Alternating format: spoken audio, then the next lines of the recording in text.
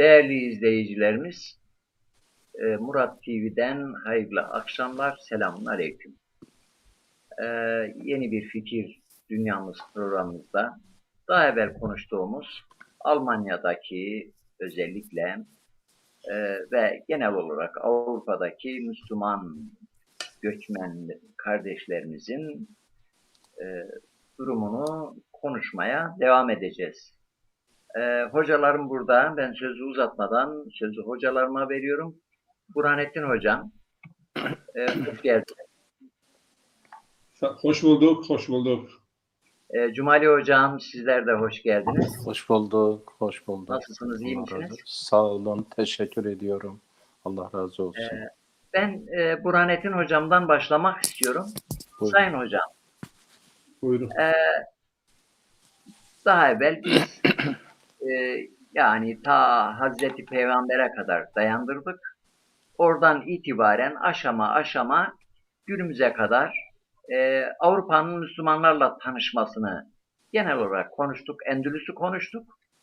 Sonra şimdi vaka olan asıl konumuza bugün gireceğiz inşallah. Bu ilk göçmen konusunu daha evvelde de değinmiştik. Ama müsaadenizle ben istiyorum ki ilk teşkilatlanmalar, yani Müslümanların ilk derneklerini kurmaları, cemiyet hayatı gibi cemiyetler oluşturmaları ve orada örgütlü bir toplum haline gelmeleri, bu konuda böyle bir tarihi seyri, bir gelişmeyi bize özetleyebilir misiniz? Bismillahirrahmanirrahim. Ben de ekranları başlarında bizleri izleyen, dinleyen tüm kardeşlerimize, hocalarımıza, arkadaşlarımıza, bacılarımıza selam ve hürmetlerimi bildiriyorum. Sizlere de ayrıca hürmet ve selamlarımı arz ediyorum. Konu bugünkü programımızda daha bugünkü Müslümanların bugünkü durumunu ele alacağız. Tarihten bahsettik tabii. Kısaca bir iki cümleyle bu geçen iki programda anlattıklarımıza bir atıfta bulunacağım.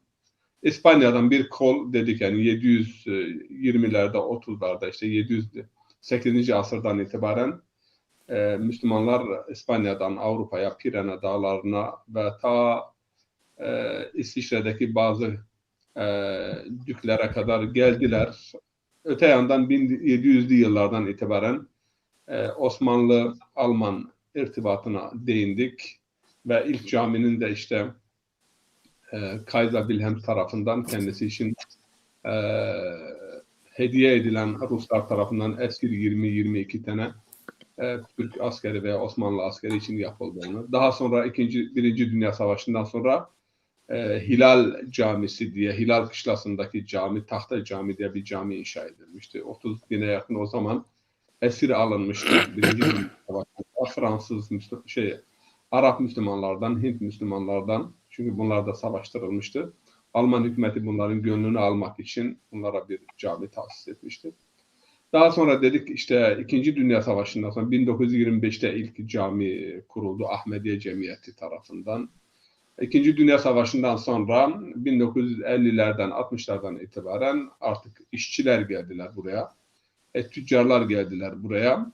Farz edelim mesela Hamburg şehrinde İranlı tüccarların geçmişi buradaki Türklerden çok daha ileri bir tarihe dayanıyor. Yani savaştan hemen sonra bazı tüccarlar buraya gıda maddesi getiriyorlar. O zaman İran'la Hamburg şehri arasında, yani liman şehri arasında özel bir anlaşma imzalanıyor.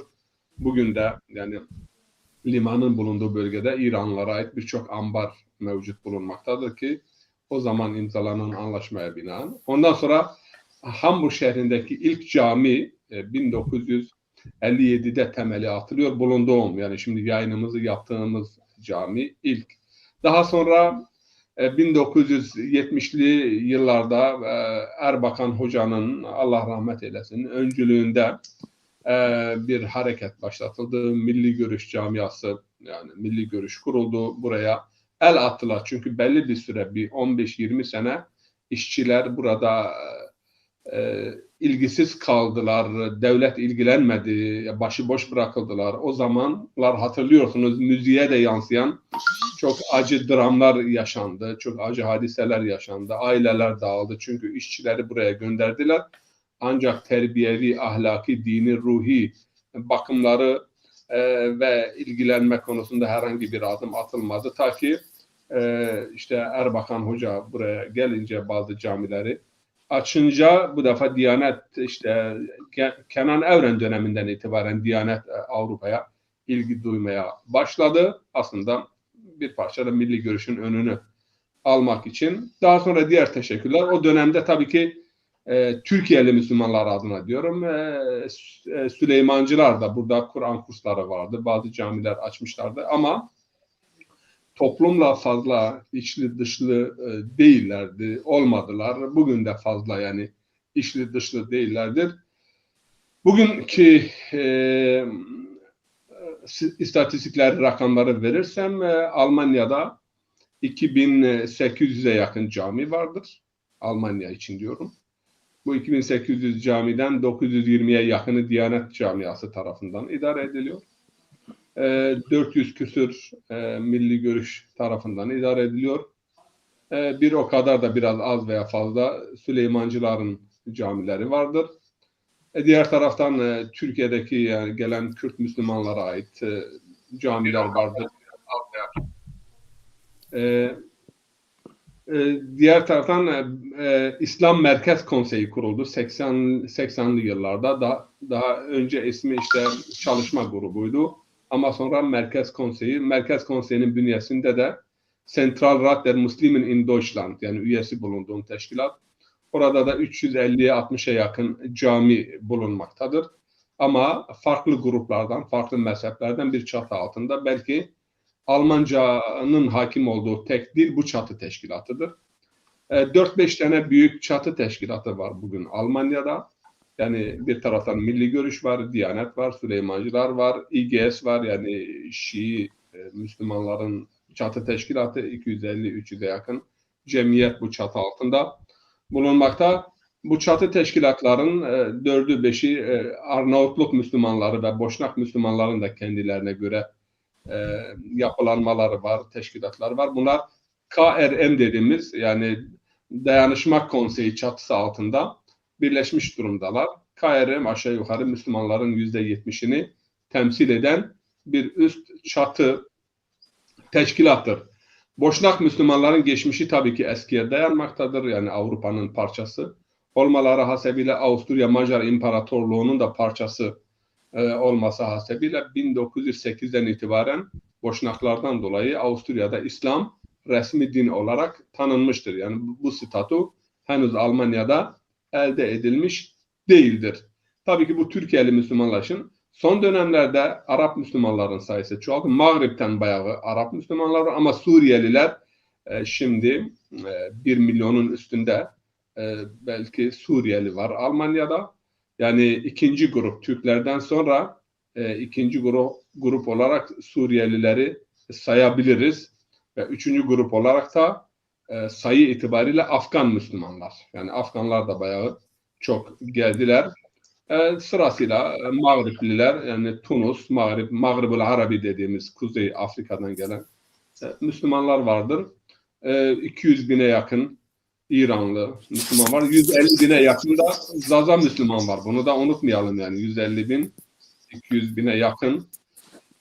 Avrupa'nın genelinde 250 bine yakın Zaza Müslümanlar da işte bunlar Türkiye'den gelme mevcut bulunmaktalar. Böyle bir kısa girizgahtan ve efendime söyleyeyim mukaddimeden sonra sözü Cumali Hoca'ya bırakalım. O da kendi memleketi. Hocam, teşekkür ederim. Böyle kısa kısa izleyicilerimiz hocalarımızdan daha kısa cevap istiyorlar. Hem benim sorduğum sorularla kendi sorularla ilgili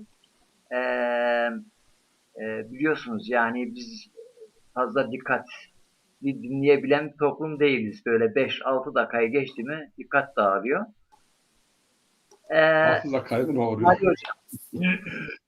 Efendim? Şimdi damdan düşen halinden damdan düşen anlar. bu konuyu şimdi Türkiye'deki yani Avrupa'da e, o sıkıntılar çekmeyen insanlara anlatırsanız efendim şeyim ezbere teorik konuşurlar ama siz işin pratiğindesiniz. E, Ben sizden şunu cevaplamanızı istiyorum. Şu anda e, Avrupa'da Müslümanların böyle bir genel bakışında şöyle bir sorun var. Çok aşırı bir gruplaşma var. Gruplaşma var. Yani aslında fikir ayrılığı çok da öyle şey yapıyor ama yani birbirleriyle münasebetlerini kesecek şekilde bir gruplaşma var. Bu onun cemiyetine gitmiyor, o onun cemiyetine gitmiyor. Sanki arada bir duvar örülmüş gibi. Böyle çok farklı şeyler var. Mesela ben hatırladığım, ben de bir 7 ay Avrupa'da kaldım böyle cemiyetlerin içinde. İlk sanırım Milli Görüş Teşkilatı kurdu. Daha sonra diğer yani şey dindar kesim dışındakiler de ondan sonra yani şey yani kendini laik veya demokrat diye isimlendiren veya diğer sol örgütler, sağ örgütler herkes ondan sonra dernekleşmeye, örgütlü olmaya başladı. Aslında bu işin motor gücünü Erbakan yapmıştı.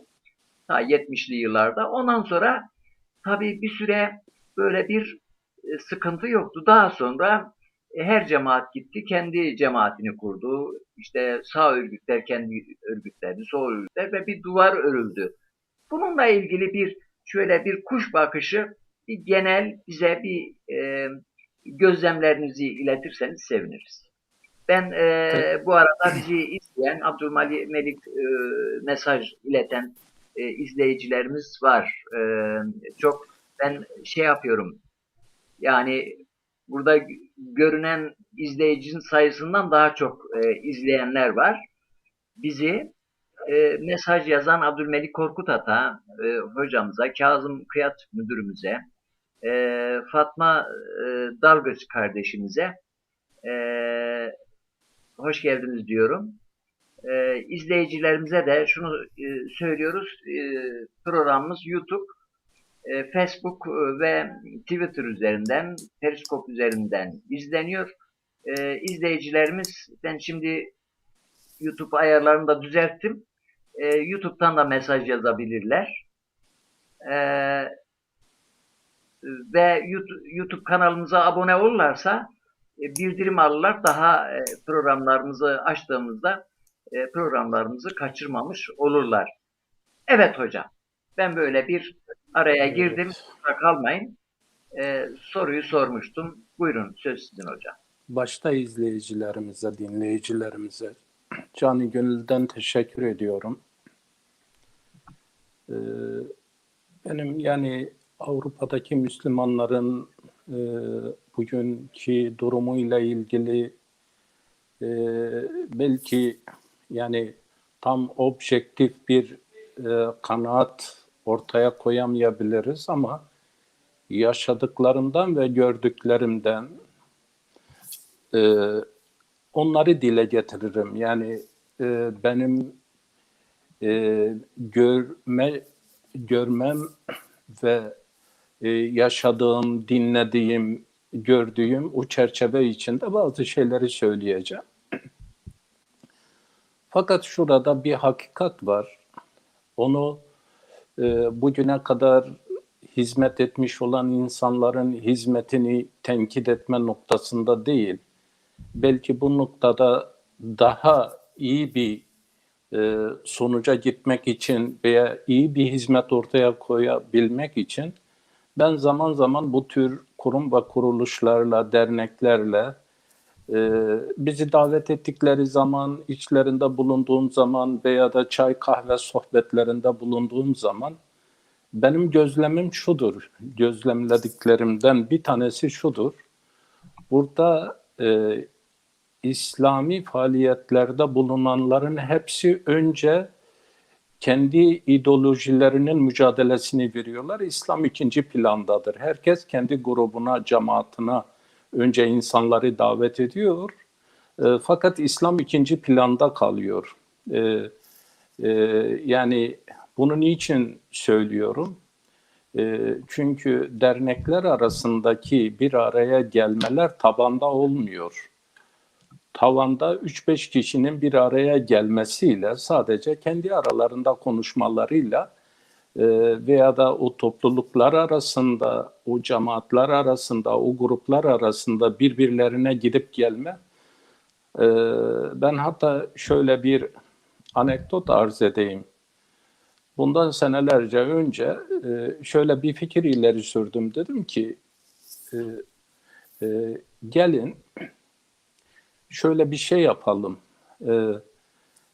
Tamam, İslam bu imajı nasıl değiştirebiliriz? Gelin onun mücadelesini verelim. Çünkü genelde herkes kendi arkasındaki topluluğun daha maddi bir imkana kavuşması, daha fazla pastadan pay elde etmesi için mücadele veriyor. Yani mücadelesi başta bunun içindir. Gelin şöyle bir şey yapalım. Yani burada mesela diyelim ki ben İsveç'e örnek veriyorum. İsveç'te 40 farklı ülkeden gelen insanlar vardır.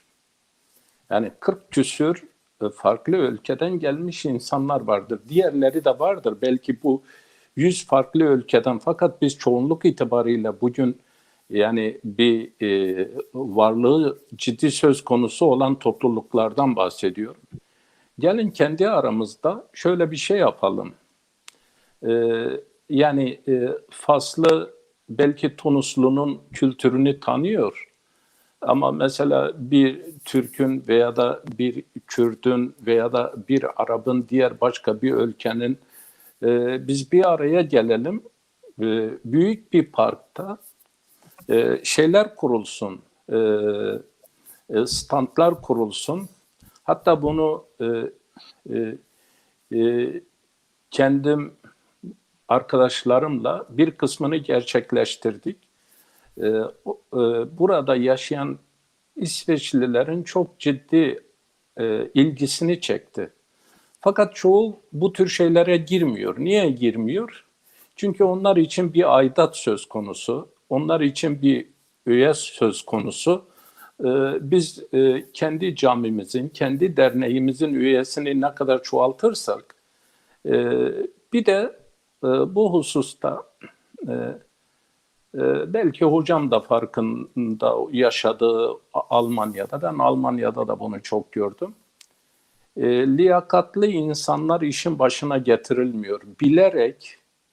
Bilerek o işte liyakatlı olmayan insanlar getiriliyor ki onlar böyle kültürel, eğitime dönük, insanların gerçekten geleceğiyle ilgili değil, sadece işte geldikleri ülkenin mücadelesini orada verme.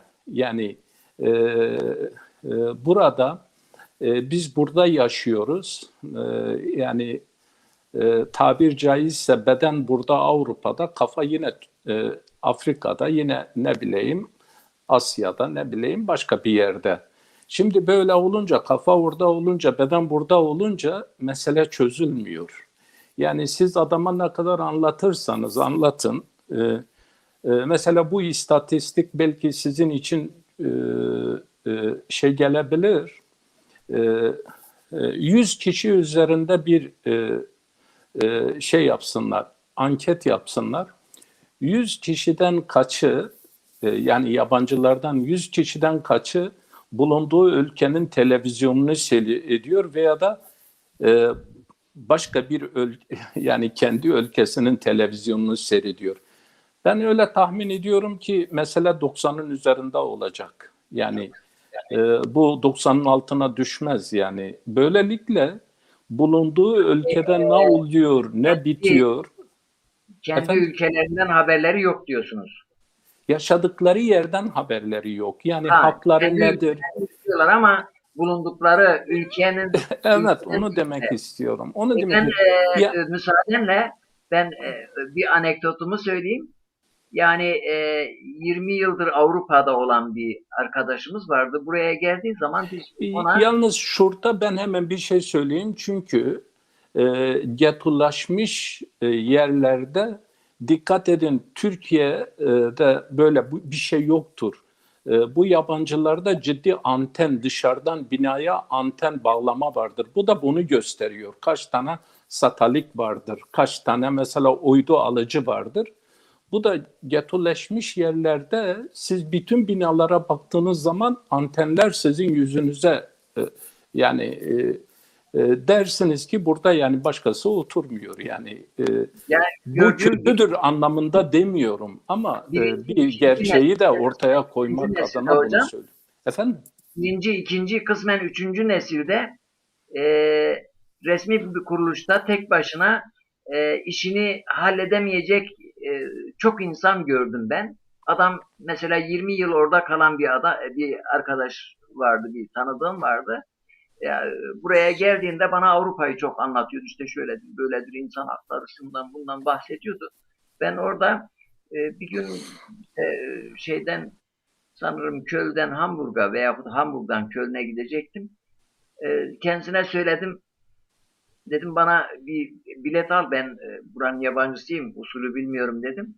E, Yani 20 yıldır orada yaşıyor. Valla dedi hoca ben bilmiyorum bilet nasıl alınır dedi. Yani 20 sene orada kalırsın ve bu kadar bir haber. Tabii ki bu çok önemli bir yani entegrasyon konusunda aslında Almanlar istemese sen orada yaşıyorsan oraya oranın dilini, oranın usulünü, şartlarını bilmek lazım. Yani kendini o ülkenin yöneticilerinin ve insanların yerine koy. Kültüründen gene vazgeçme. Örf adetinden vazgeçme, kendi düşüncenden vazgeçme. Bu ayrı bir şey. Ama o ülkenin gerçekleri var. O ülkenin gerçeklerine uygun yaşaman lazım. Sen trene binmesini bilmiyorsan, bilet almasını bilmiyorsan, belediyede bir işin oluyorsa gidip göremiyorsan, demek ki efendime söyleyeyim sen orada işten eve, evden işe duvar içine kapanmışsın. E, O ülkeden bir habersin demektir. Evet hocam, özür dilerim biraz Ya araya girdim. estağfurullah. Ben şimdi konuya böyle girerken bunu biraz da aynayı kendimize tutarak eğer konuşursak bunu söylerken ben hani gruplar, cemaatler benim için hepsi de önemli. Yani şu grup olmuş, bu grup olmuş benim hepsine ciddi saygım var. Diyanetinden tutun milli görüşüne, milli görüşünden tutun Süleyman Efendi'nin cemaatine, diğerlerine hangisi olursa olsun. Ama benim onlara olan sevgim ve saygım gerçekleri söylememe mani olmamalı. Yani hakikatleri dile getirmeye mani olmamalı. Çünkü bir insan sevdiğinin ensesinde bir akrep varsa sevdiği insan der ki ya akrep var ensende.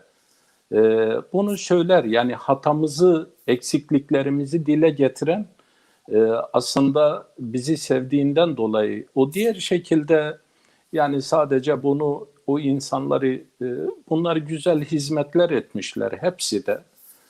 Fakat yeterli mi? Hayır. Yani biz güncelleme diyoruz. Kendilerini güncellemedikleri için mesela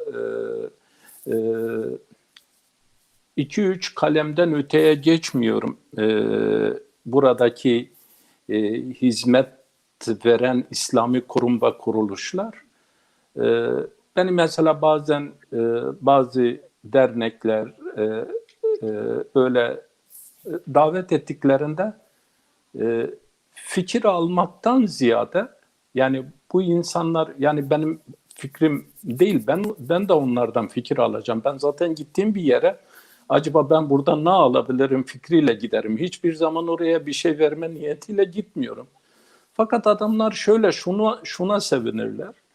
Siz eğer Afrika'dan gelmişseniz, Afrika'nın siyasetini konuşursanız, orada siyasilerin birbirlerini ne söyledikleri lafları siz orada bir taraf tutarsanız, orada ciddi sizi sevmeye, alkışlamaya başlarlar. Halbuki Yani desen ki ben bir gün Almanya'da baktım böyle aşırı derecede birbirlerine karşı. Dedim ki ya kardeşim bakın hepimizin ailesi var. Şimdi akşam eve gittin, çocuğunda bir sorun varsa, kızında bir sorun varsa veya da gelmemişse, sen o hususta dertliysen, hangi siyasi lider senin derdinle ilgilenir ki sen bu kadar kavga veriyorsun? Yani nedir yani?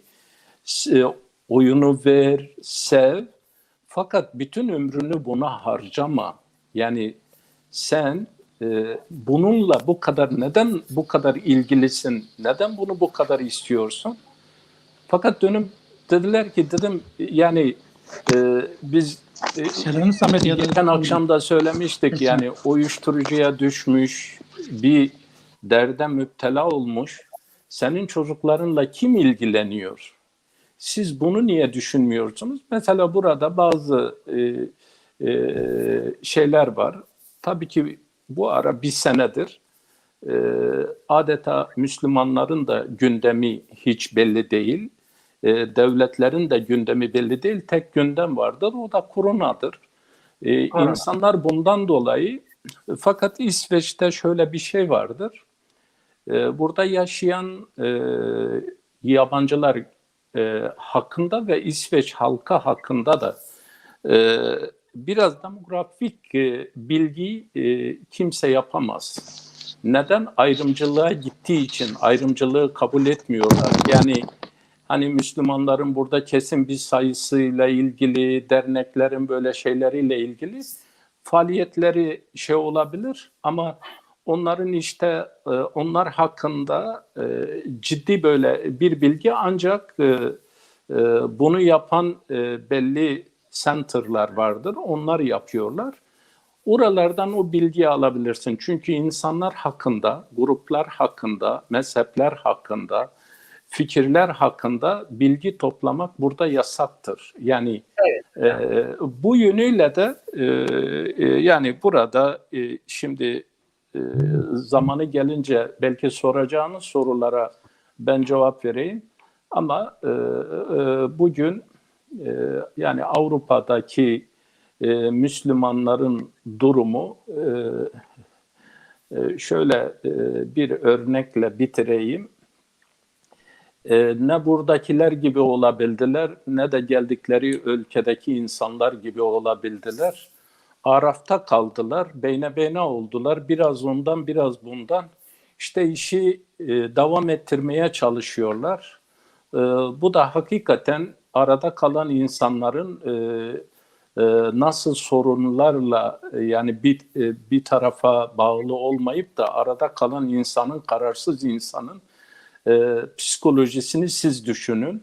Onun için sorunlar bu psikolojiyle daha da büyüyor. Bence Evet.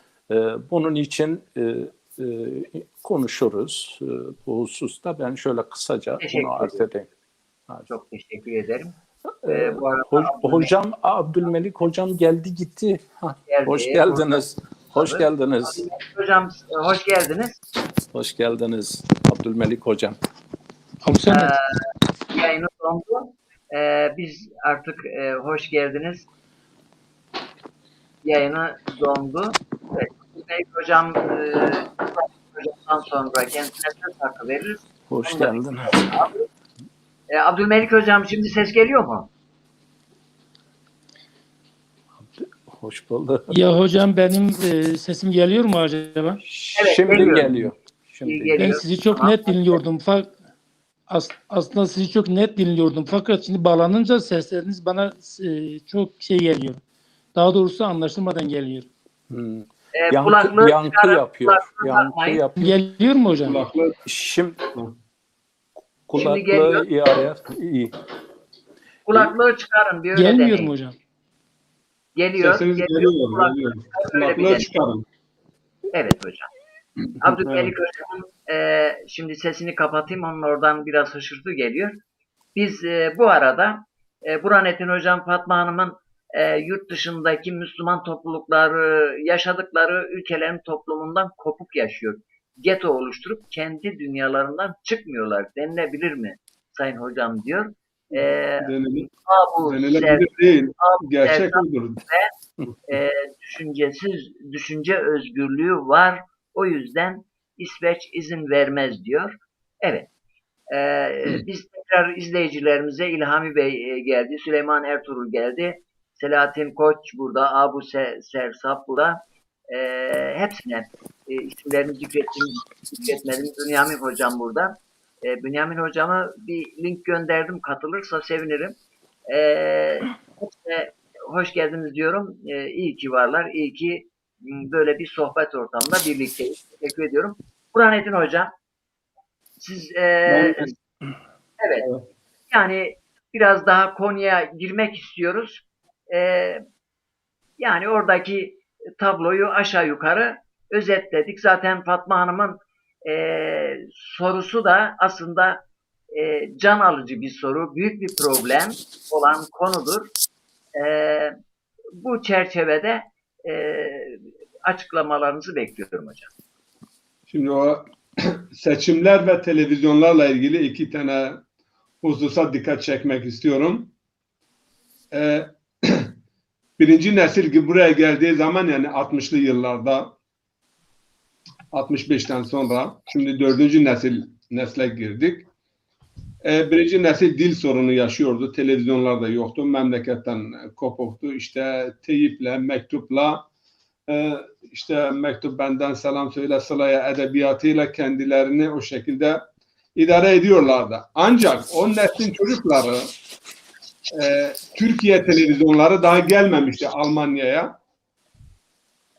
Nüfus oranına göre ikinci nesil, üçüncü nesile göre imkanları daha kısıtlı olmasına rağmen, daha yeni gelmiş, babalar bilmiyor, dil bilmiyor. Bir şey mi yapıyor? Evet. Düşüyor. Evet, buyur. Evet hocam. İkinci neslin başarısı üçüncü nesile göre daha fazla. Neden? Çünkü Türk televizyonları yok. Televizyonlar olmadığı için, yani o işçi olarak buraya gelenlerin çocukları ciddi başarılar elde ettiler. Birçok mühendis oldu, doktor oldu. Ama televizyonlar gelmeye başlamış. Üçüncü nesil ve dördüncü nesilde nüfus oranına göre başarı daha da düştü. Bu televizyonlar. Yani Cumali Hoca dedi ki şimdi getolara gittiğiniz zaman bir apartmanda arı yuvası gibi antenlerle yani karşılaşıyorsunuz. Hakikaten bu böyle ve bu televizyonlar büyük ölçüde etkiledi ve sekte vurdu.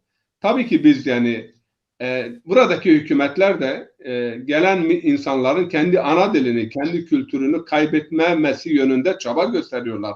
Bir okulda 15 tane öğrenci var ise bir dile mensup, hemen oraya öğretmen ataması yapılıyor. Bu İsveç'te daha azdır yani nüfus oranına göre. Yani devlet integrasyondan maksat asimilasyon değildir. Tabii asimilasyon yapma çabaları da vardır. Bunu da biz görüyoruz, biliyoruz ama bu yönde de mücadele vardır. Bu bir. İkinci bir husus seçimlere gelince. Almanya'da 2,5 milyona yakın Müslüman seçmen vardır. Ancak bilhassa Türk seçmeni, Türkiye'deki seçimlere ilgisi Almanya seçimlerinin çok çok fevkindedir. Biz burada yaşıyoruz ve Almanya'da bir İslam toplumu şekilleniyor. Bu İslam toplumu bir gerçektir artık. Ve bu İslam toplumunun 20 sene sonra dili Almanca olacak. Ama imanı, dini İslam olacak. Deutsche Muslim Gesellschaft veya İslam Gesellschaft deniliyor. Yani Alman Müslüman topluluk. Dil burada önemli bir birlik unsuru olabilir. Farz edelim size, bakın bir örnek vereyim. Yani 18 ve 19 sene önceki seçimlerde Gerhard Schröder 80 bin oyla şansölye oldu. 80 bin oyla.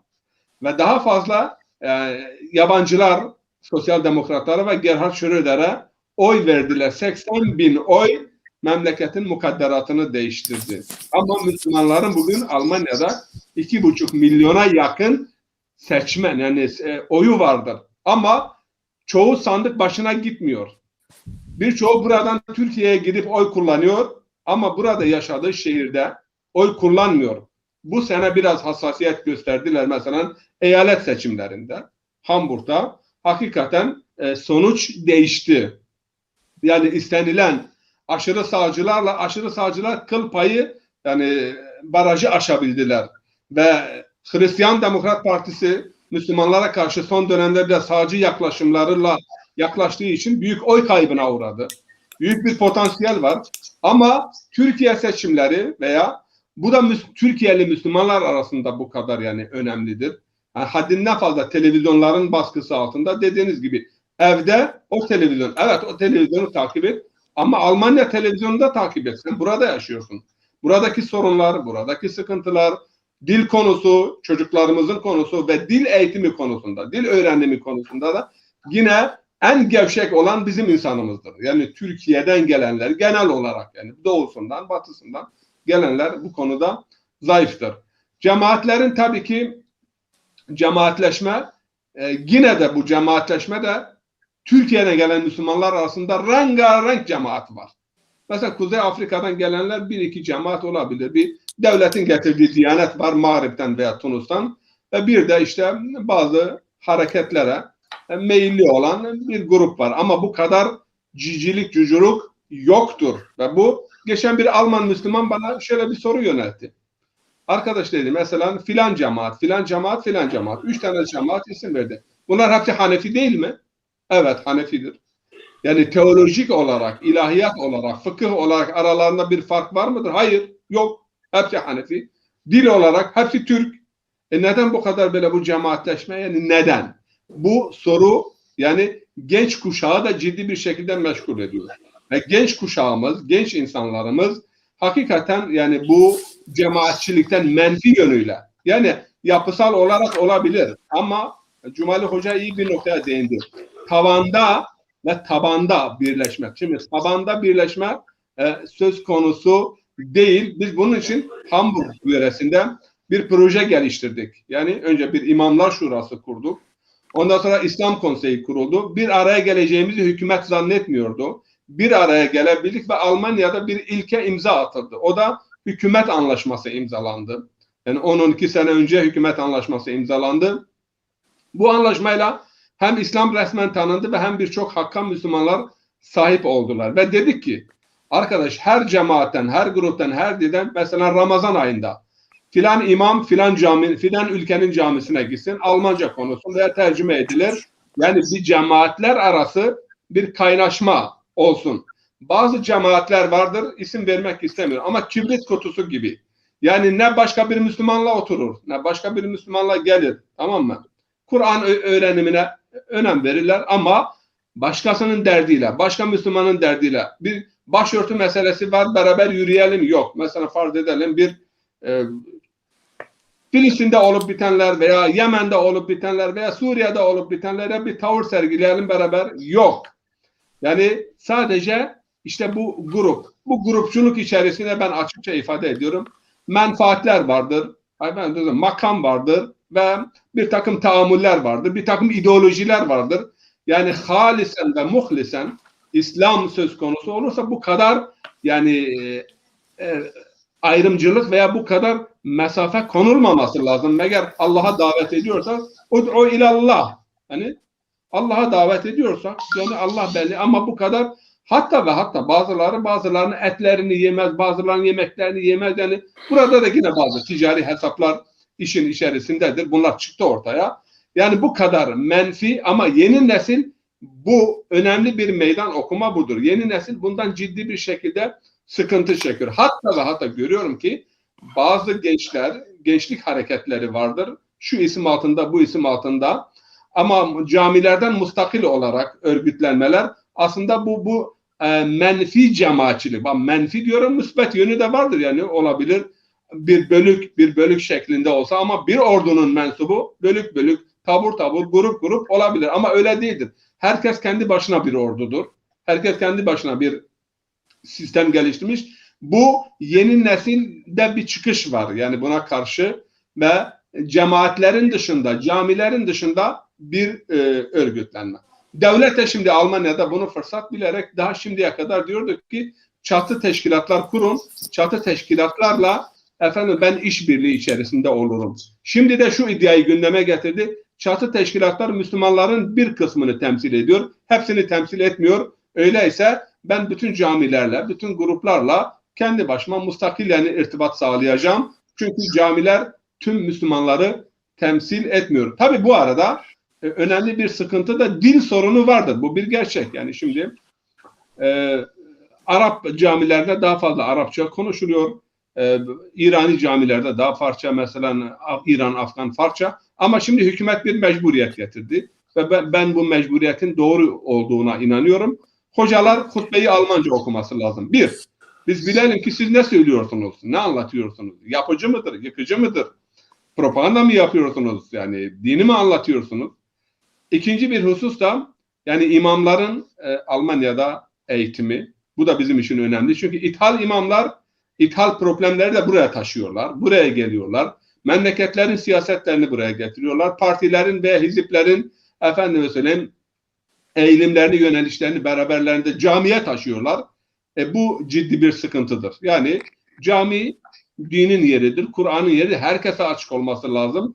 Yani günlük siyasetin cami, minber ve mihrabına taşınması veya Orta Doğu'daki sorunların buradaki camilere yansıtılması gençlerimizde ciddi sıkıntılara sebebiyet vermektedir. Yani bunu bu şekilde ben ifade etmek istiyorum. Hocam sesim geliyorsa Geliyor. Evet hocam. Güzel geliyor. Güzel E, geliyor. Abdülmelik hocam hiçbir problem yok. Güzel. Yalnız kameranızı yan çevirin. Telefonunuzu yan koyun ki sizi daha böyle geniş görelim. Evet. Şimdi düzeldi. Evet. Bu şekilde. Hocam tekrar hoş geldiniz. Nasılsınız?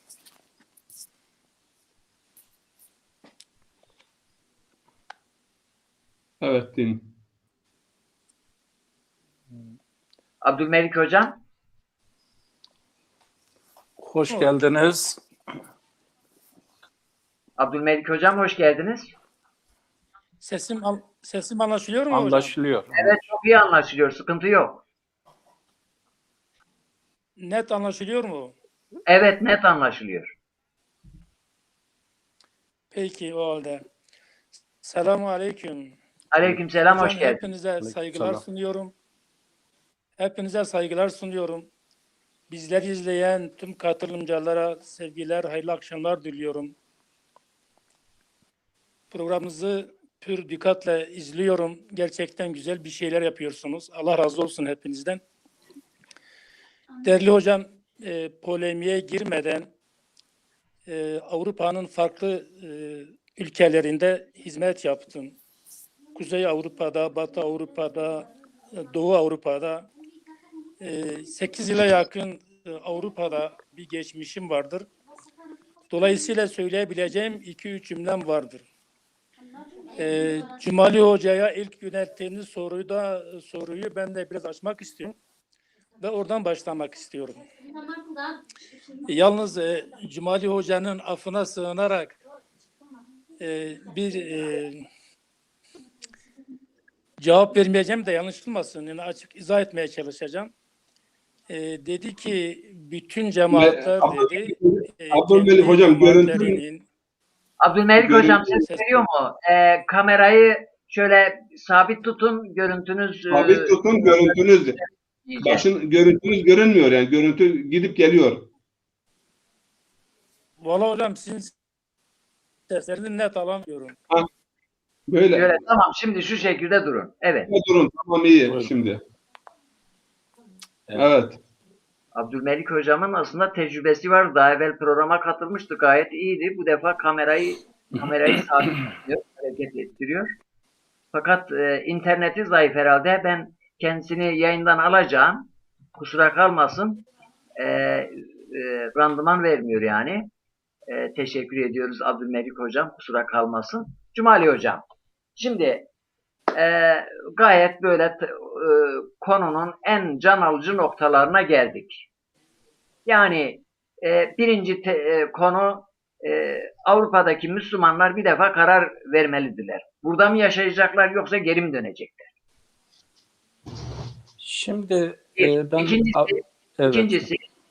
İkincisi e, e, yani Avrupa'nın şartlarında mı yaşayacaklar yoksa kendi köylerinin şartlarında mı yaşayacaklar karar verecekler.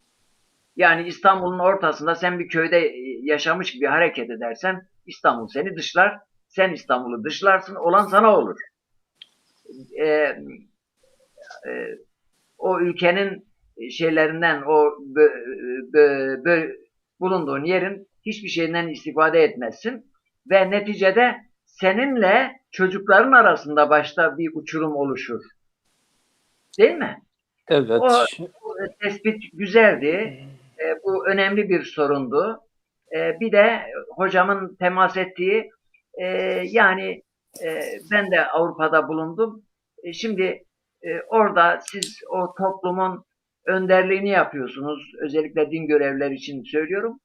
Yani Avrupa'da yetişmiş, oranın ilahiyatlarından mezun olmuş, oranın şartlarını bilen hocaların artık orada aktif olması lazım. Zaten bu süreçte başladı. Biliyoruz birkaç senedir başladı. Devam edecek. Evet hocam. Şimdi Evet. Yani e, siz İsveç'te daha çok yaşadınız. Avrupa'nın tamamını biliyorsunuz. Bu çerçevede yani sorunlar, açmazlar yani daha doğrusu bir çıkmaz ve bu çıkmaz karşısında oradaki Müslümanların zorlukları konusunda sizden açıklama istiyorum. Buyurun. Teşekkür ediyorum. Abdülmelik Hocam bir şey söylemek istedi. Ben sorusunu bütün cemaatler mi? Yalnız ben burada parantez içinde o da söyledi, polemiğe girmemek için dedi, ben böyle bir soru sormak istiyorum. Ben sorusunu alamadığım için yalnız ben bir şeye açıklık getireyim. İnsanlar cemaat denilince Türkiye'deki hemen şey akıllarına geliyor. Burada cemaat dediğimiz 40 değişik ülkeden gelen insanları konuşuyoruz. Yani cemaat birine mahsus bir isim değildir. Yani cemaat kelimesi insanların aklında bizim orada kusura bakmayın bunu bir anekdot olarak anlatıyorum. Ayı avına gitmişler. Hani ayının ininden onu çıkarmak için Hüseyin amca, ben onu küçük yaşta görmüştüm. Kulaklarından sağırdı. Kendini çıplak ediyor. Gidiyor ayının inine giriyor. Ayı çıkarıyor. Çıkarınca da bu defa karşıdakiler de silah sıkıyor. Ayı bakıyor ki bu bunu aldatmış. Ayı geriye dönüyor, ona bir tokat vuruyor. Her iki kulağı patlıyor. Şimdi her konuştuğunda o zannediyordu ki millet o ayı meselesini konuşuyor. Derdi haşgıdaru, yani ayı çok yaman. Bizde de insanlar siyaset denilince hemen Türkiye akıllarına geliyor. Cemaat denilince Türkiye akıllarına geliyor. Burada 40 farklı ülkeden gelen cemaat grupları var, siyasi gruplar var. Bu bir şey değil. Yani bir grubu, bir şahısı, bir şeyi kastetmiyoruz. Abdülmelik Hocam öyle söyleyince bunu söylemek zorunda kaldım. Yani burada mesela ben bir iki başlık altında bir şey anlatmak istiyorum. Buradaki cemaatlaşma fikri, yani gruplaşma, ben daha çok cemaatlaşma değil de gruplaşma. Cemaat dini bir kavramdır ama ben gruplaşmayı daha tercih ediyorum. O insanları mesela Abdülmelik Hocam söyleyince doğru söylüyor. O insanlar hemen dini noktadan meseleyi değerlendirebilir ama gruplaşmalar, hizipleşmeler, hizip sadece dini bir kavram değildir ama cemaat dini bir kavramdır. Avrupa'daki insanlar meseleye şöyle bakıyorlar. Bugünkü Avrupa'daki bu gruplaşmanın ileride Orta Doğu'daki çatışmaları Orta Doğu'daki çatışmalar gibi bir çatışma zemini meydana getirebilir. Bu korku vardır Avrupalının içinde.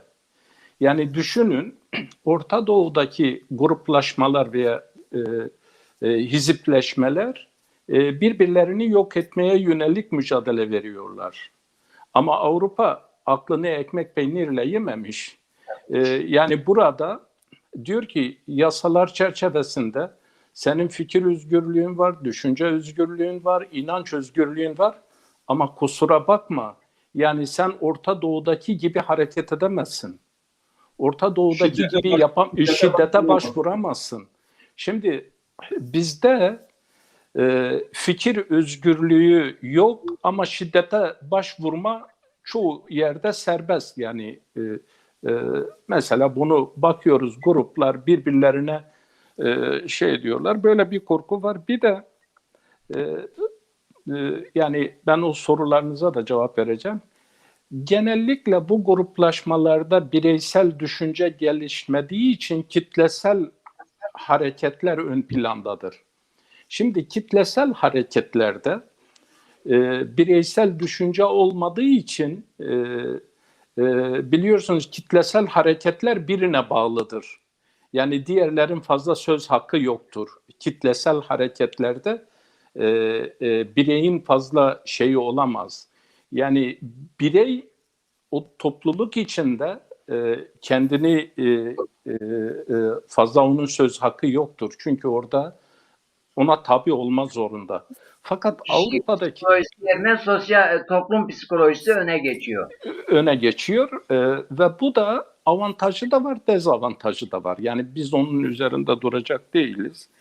Bir diğeri de buradaki mesela Müslümanların genelde sistemlerle fazla sorunları yok. Niye?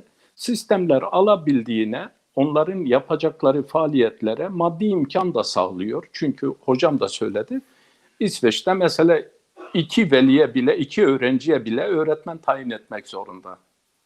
Yani bu dil kursu olsun, din kursu olsun, ne olursa olsun. Yani bunu veriyor devlet. Ve birçokları da bu yardımları almak için bir grup diğer bir gruba karışırsa bu biraz da o yönü düşünelim. Fakat buradakilerin sistemlerle fazla mücadeleleri olamaz. Çünkü neden? Kendi ülkelerinde yapamadıklarını burada daha rahat yapabiliyorlar. O serbestiyet de vardır. Bu zaman zaman kanunsuzluğa, bu zaman zaman çizginin dışına taşımalarına da sebep oluyor. Niye? Çünkü aşırı bir serbestiyet, kural tanımazlığı da beraberinde getiriyor. Ve bu neye dönüşüyor? Burada bir hakikati arz ediyorum. Bu onlarda birbirleriyle mücadele etme, birbirlerini yere vurma şeyine dönüşüyor. Fakat burada hemen devreye giriyor, diyor ki hayır diyor, ayrımcılık yapamazsın, diğerine böyle bir şeyi uygulayamazsın. Fakat buradaki bu hakikati ele aldığımız zaman aslında bunlar diyor ki o da senin gibidir, sen onu diyor dışlayamazsın. Yani A grubu B grubunu dışlayamaz. Sen diyor ona diyor şiddete varıyor diyor. Bundan dolayı Avrupa'daki Müslümanların da böyle Avrupa'da bir mücadeleden ziyade yine birbirleriyle bir mücadeleleri vardır. Herhal anlatabildim. Evet. Yani birbirleriyle ciddi didişmeleri, kavgaları ve bu hususta birbirlerine gitmemeler. Mesela kültürler arası biz diyalog diyoruz örneğin. Yani bu kesinlikle değildir. Yani bir diğer kültürü yok etmek için değil. Aslında herkes kendi kültürünü yaşama. Hocam söyledi, belki kültür deyince bizim hemen aklımıza burada Yunan var, Yugoslav var, Bulgar var, Afrikalı var, Asyalı var, Pakistanlısı var, Afganistanlısı var, Somali var, Irak var. Şimdi bu insanlara belki birçokları kendi bulundukları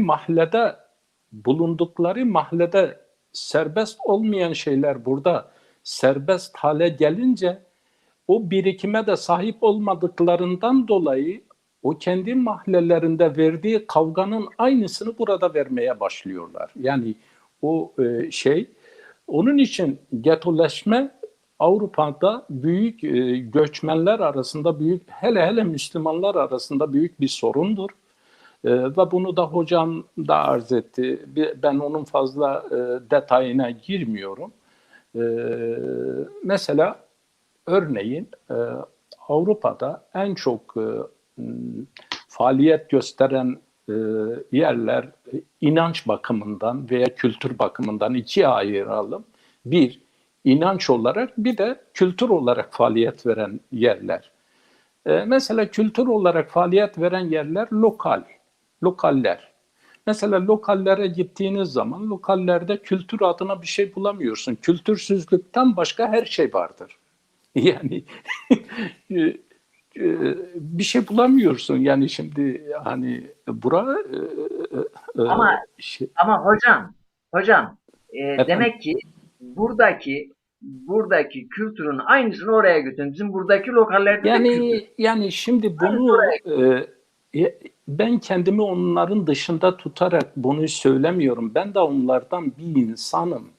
Ben de aynı insanım. Yani ben çok böyle bir insanım da biz de o yerlere gittik, bulunduk. Fakat şöyle bir gerçek var.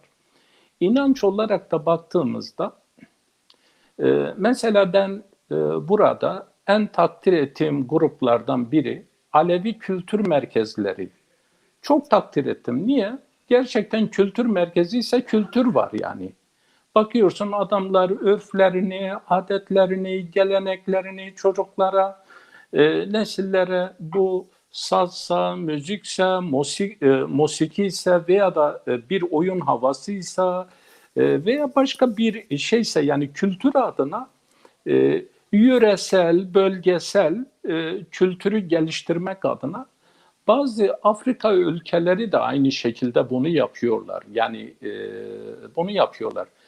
Ama Müslümanlarda daha çok cami, biz kültür demeyelim, inanç üzerinden işi götürüyorlar. Yani kültür üzerinden götürmüyorlar.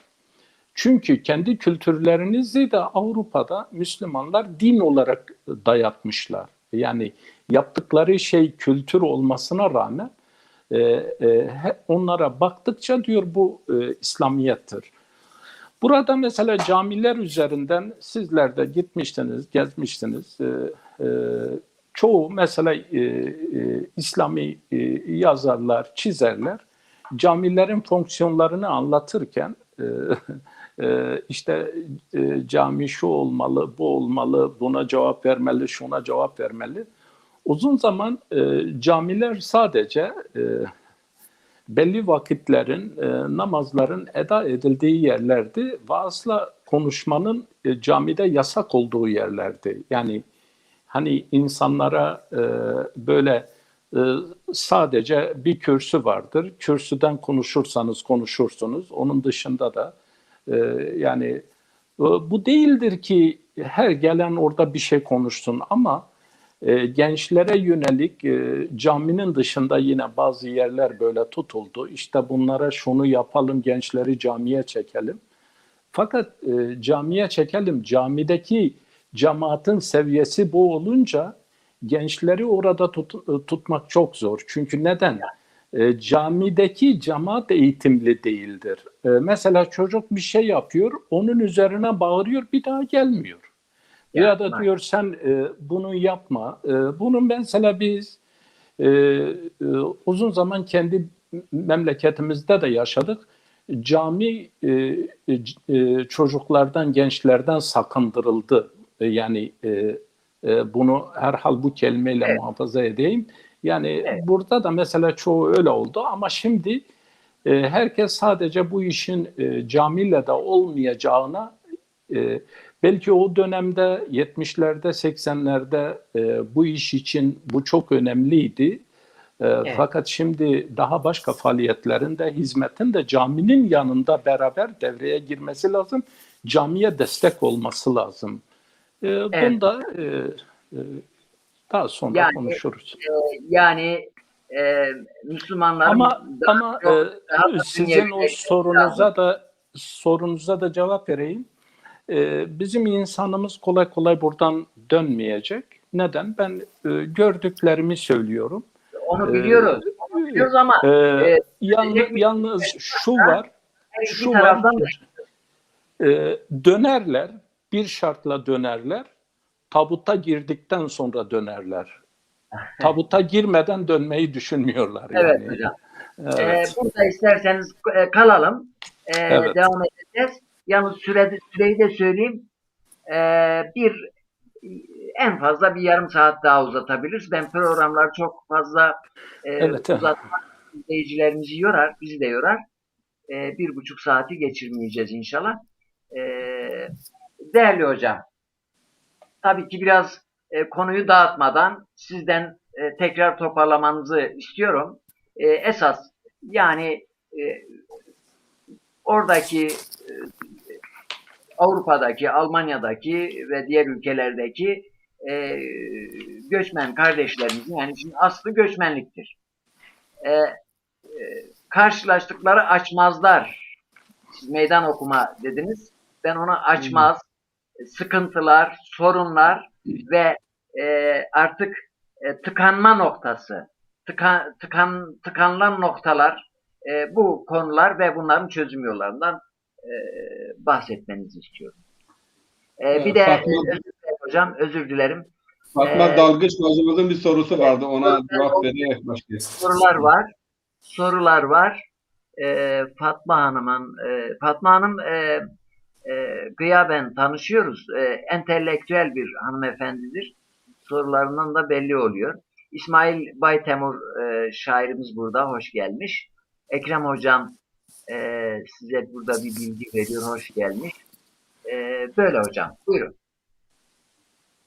Diğer gruplarla işbirliği, çalışma ortamı vesaire, hem yani siyasi gruplarla, hem sosyal gruplarla, hem hastahanelerle ve hem de dini gruplarla yakın bir işbirliğimiz var. Yani teşkilatlar olarak veya İslam Konseyi olarak veya İslam Şurası olarak. Dinler arası mesela burada bir forum var Hamburg'da. Ona yakın dinin katılımıyla 10 seneden fazla bir süredir teşriki mesai yapıyoruz. Birçok konuda da yardımcı oldular. Bir iki örnek vereyim size. Bir zamanlar burada bazı gruplar, bazı çevreler Müslüman çocukların sünnet olması yönünde ciddi bir propaganda başlattılar. Bu bir travmadır, bu bir işkencedir ve benzeri şeylerle. Ama buradaki Yahudi cemaatinin biliyorsunuz ki hem siyasette hem sosyal hayatta etkindirler. Sayılarının az olmasına rağmen ama güçlüdürler. Bunların desteği oldu. Onların desteği olmasaydı belki burada bazı çevreler, aşırı yani laik çevreler, seküler çevreler bu işi yasaklamaya kadar götürebilirlerdi. Hatta burada bir anekdot hatırlatayım. İşte Yahudi bir Rabbin parlamentoda konuştu. Dedi ki eğer yani çok ağır konuştu, bu travma yaratıyorsa, efendime söyleyeyim, işte akli bir dengesizlik ve noksanlık meydana getiriyorsa, unutmayın ki Tanrı olarak kabul ettiğiniz İsa da sünnetli olan bir Yahudiydi. Bunu parlamentoda adam konuştu.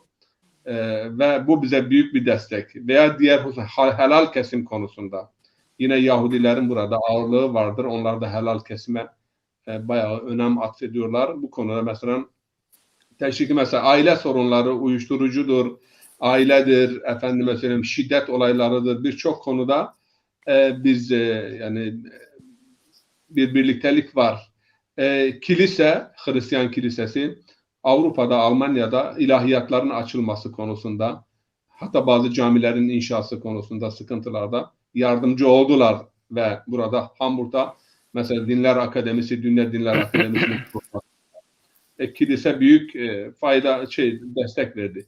Siyasilere gelince, yani bütün siyasi partilerin, bunu bilmemiz lazım, hem kilisenin hem de siyasi partilerin İslam masası vardır. İslam Beauftragte diyorlar Almanca. Yani Müslümanlarla Müslümanların işlerinden yükümlü ve sorumlu temsilci bütün partilerin İslam masası var. Bunu bilmemiz lazım. Bütün kiliselerin İslam masası vardır. İslam masasından sorumlu temsilcileri vardır.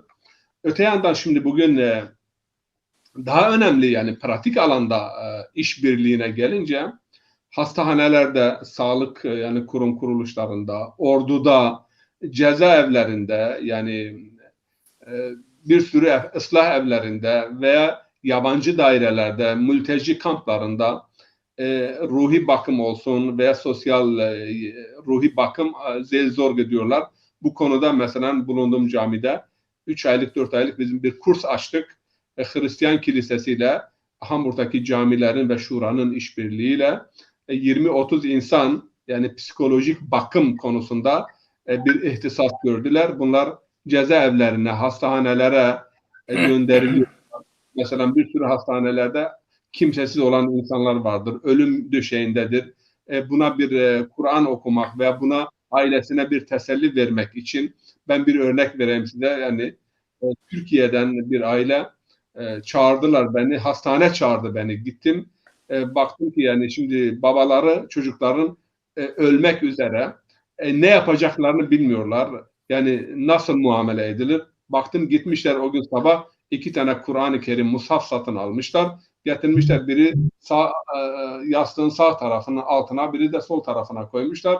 Bu kadar. Yani çok sıkıntılar var. Çalışma, diyalog dediğimiz zaman Türkiye'de yanlış anlaşılıyor. Yani şimdi diyalog dediğimiz zaman hemen kelam, efendime söyleyeyim ayetler veya hadisler, yani ortak olarak diyalog, aile sıkıntıları için ne yapabiliriz? Gençlerin sorunları için ne yapabiliriz? Şiddet için ne yapabiliriz? Farz edelim Müslüman kadınların başörtülü şimdiye kadar bir takım sorunları vardı. Mesela bunları dinler arası forumda konuşuyorduk. Nasıl bize yardımcı olabilirler? Kilise siyasetle iç içedir. İrtibatları vardır. O irtibatlarını nasıl kullanabilirler? Çünkü ben Türkiye'de ya Hristiyan Müslümanla nasıl diyalog? Ya aynı memlekette yaşıyoruz, beraberiz, iç içeyiz. Burada cami, orada bir ortak bin bir çeşit sıkıntımız vardır. Bakın bu koronadan önce evet ben bu koronadan önce kiliseyle bir 3 günlük bir program uyguladık. Yani 10-15 tane hocanın katılımıyla 10-15 tane de efendim papazın katılımıyla Kur'an'dan ve İncil'den bazı metinler okuyalım, karşılaştıralım. Müşterekler nerededir, nerede ayrılıyoruz? Yani kendimizi anlatalım, kendimizi tanıtalım. Çok faydalı yani hakikaten çok faydalı bir şey oldu, bir kurs oldu. Yani 3 gün yani günde 8 saatte mesela bizim okuduğumuz Fatiha, onların Almanca'da gökteki babamız, merhametli babamız diye başlayan dua, yani ibadetlerde okunan dua var. Fatiha ile efendime söyleyeyim paralel olduğu birçok husus vardır. Senin iraden her taraftadır. Senin iraden her tarafa hakimdir. Sen olmadan yani iraden olmadan bir şey rızkımızı veren sensin. Günlük rızkımızı bize ver. Bizi mahrum etme. Yani güzel bir dua. Şimdi karşı tarafı bilmemiz lazım. Hakikaten ben bir şey işittim yani çok ilginç. Diyorlar ki yani Osmanlı'da bir dönemde yani camiye imam olabilmek için veya bir vaiz olabilmek için bir iki yabancı dili bilmesi, Arapça, Farsça ve bir Batı dili Tevrat'tan, İncil'den belirli olması lazım. Yani biz mukaddes kitap diyoruz. Yani tarif edildi. Hepsi tarif edilmedi.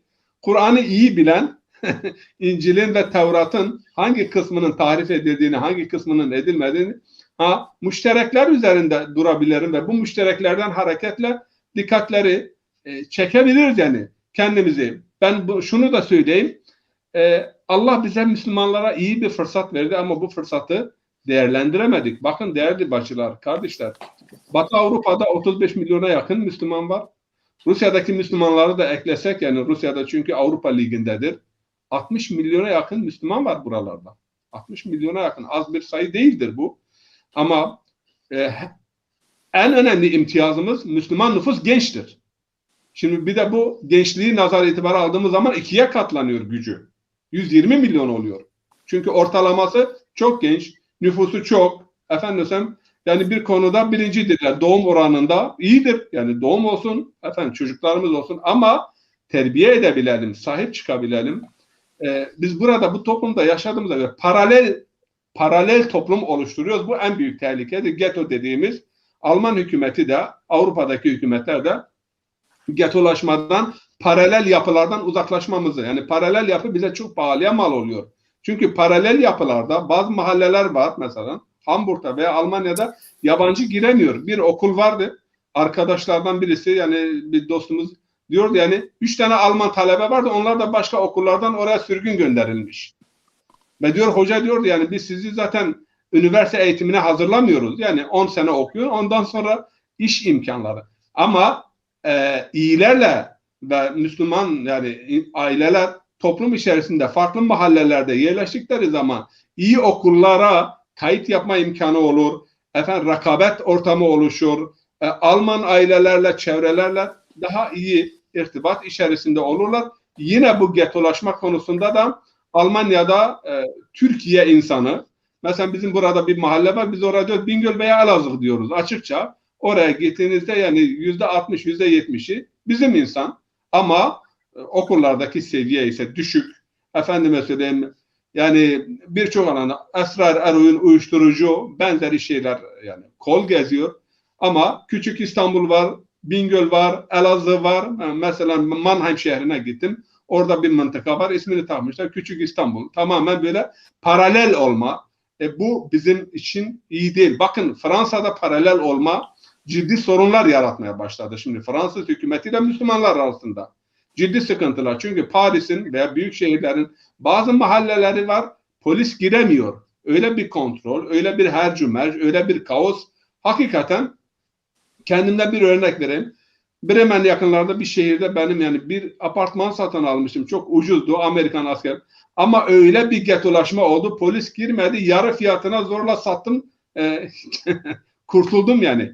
Bu şekilde mesela bu getolaşmalar, paralel toplum oluşturmalar buradaki tabii ki siyasileri de rahatsız ediyor. Burada çok imkan var. Yani gençlik için, çocuklar için hükümetler bütün kapıları açıyorlar, imkan veriyorlar ama hakikaten gençlerimiz, insanlarımız sahipsiz, yönlendirme yapılmıyor. Efendim mesela kanalize yapılmıyor. Sadece yani camiyle işte bir camiye gelen hoca genci anlamıyor, burayı anlamıyor, toplumu bilmiyor, dışarıda ne oluyor, okullarda hangi müfredat var, neler öğretiliyor çocuklara, bunlardan haberi yoktur.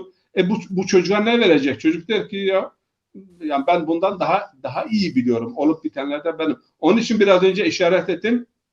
Gençlerin kendi aralarında örgütlenmeleri, teşkilatlanmaları, cami cemaatlerinden yani olarak iki sebebi var. Bir, imamla veya yönetici kadroyla, yaşlılarla gençler birbirini anlayamıyorlar. İkinci hususa bu cemaatleşme, ben A grubu, B grubu, C grubu, bu grupçuluk gençler buna nefretle yaklaşıyorlar. Bir diğer husus da bazı camilerde mesela Almanya'da bu da suçtur. Yani nefret hitabeleri, nefret, Hasspredigung diyorlar. Nefret yani bir topluma karşı ırkından dolayı, dininden dolayı ve inancından dolayı mihrabı kullanarak veya minberi kullanarak veya herhangi bir sohbete A grubu, B grubu, şu mezhep, bu grup, bu etnisiteye karşı bir nefret söylemi eğer geliştiriliyorsa bu nefret söylemi büyük suçtur. Yani bunu toplum kabullenmiyor. Son dönemlerde en önemli sorunlarımızdan biri de dediğimiz gibi Orta Doğu'daki yani sıkıntıları. Bunu Cumali Hoca ile bu görüşü açıkça yani paylaşıyorum. Eğer buradaki disiplin veya devletin kontrolü veya devletin hassasiyeti olmasaydı inan ki Suriye ve Yemen veya Bahreyn buraya taşınırdı. Aynısını burada yapacaklardı. Yani şimdi bazıları burada usludur, efendim çok muhteremdir, çok saygın görünür, efendim çok aydın görünür, fırsat yok. Yani fırsat olduğu zaman o Mesnevi'de geçen efendim yılan hikayesi gibi yani diyor her insanın nefsinde yani bir yılan hükmü ama ortam bulduğu zaman her insanın nefsi kabarır, firavunlaşır ve kendi sahibini öldürür. Uzun bir hikaye. Böyle kısaca kesmek istedim. Diğer bir hususta şimdi çok önemli bir fırsat oluştu. Bu tabii bu 1,5 senedir aşağı yukarı bir şey yapamadık. Yani korona hepimizin elini kolunu bağladı. Ordudan mesela çünkü orduda bir sürü Müslüman genç var. Alman ordusunda komutan var, asker var. Alman ordusu diyor ki artık bundan böyle orduya da imamlar tayin etmemiz lazım. Seelsorge dediğimiz yani dini ruhi bakım ve bunun için elemanlara ihtiyaç var. Camilere geliyorlar. Mesela bizim de randevu alıyorlar, diyor ki filan gün ordudan 20-30 sene efendim general gelecek, asker, subay. Farz eden biz Afganistan'da görev yapıyoruz veya bir İslam ülkesinde görev yapıyoruz. Orada hangi dini hassasiyetlere dikkat etmemiz lazım? Nasıl davranmamız lazım? Hangi hareketlerden kaçınmamız lazım? Yani bunları eğitiyorlar, bu bir. Alman ordusu içerisinde yani bir mesela Ramazan ayında bir Müslüman asker oruç tutacak. Ne yemesi lazım? Halal yemekten tutun, halal kesimden tutun, iftarından tutun, sahurundan tutun. Bu konulara ciddi bir şekilde önem atfediliyor. Cezaevleri, maalesef cezaevleri bizim gençlerimizle doludur. O lokal dediğiniz mesela Cumali Hoca bahsetti. Lokaller daha buradaki kötülükleri de yanlarına aldılar. Yani kötülük habisun ala hubsun ala hubs. Yani öyle diyelim. Çünkü bu modern otomatikler de filan yerleştiriliyor bu lokallere.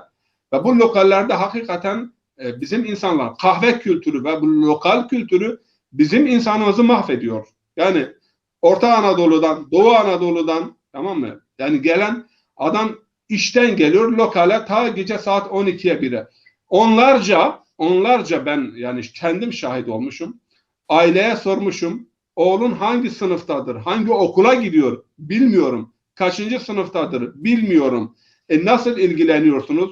Çünkü işten geliyorlar, ondan sonra kahvehanelere gece saat 8, 9, 10, 11 hanım da itiraz ederse işte yani ben kılıbık mıyım? Seni mi dinleyeceğim? Yani bu kültür de henüz burada idame ettiriliyor. Yani bu bizi mahvediyor. İşte bütün bu konularda mesela burada uyuşturucuyla mücadele kurumu vardı.